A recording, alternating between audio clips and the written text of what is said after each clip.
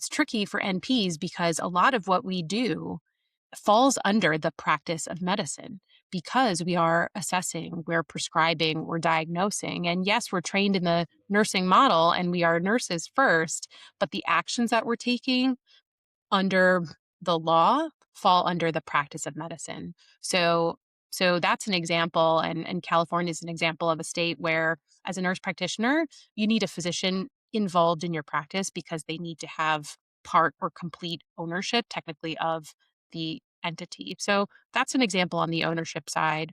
Then on the medical oversight side, on a state by state basis, nurse practitioners have varying degrees of independent practice authority.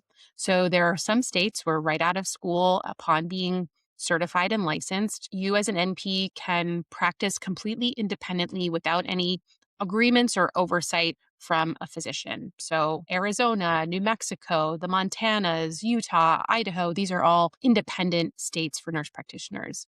There are other states that have kind of a threshold, meaning that after a certain number of years or a certain number of hours, you are considered independent. So I'm in one of those Mm. states. I'm in Connecticut.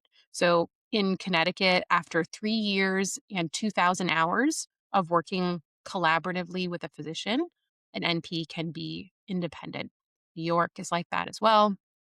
And then there are some states that state based on specialty. So in Florida, for example, primary care nurse practitioners have a pathway to autonomy, but specialty ones don't.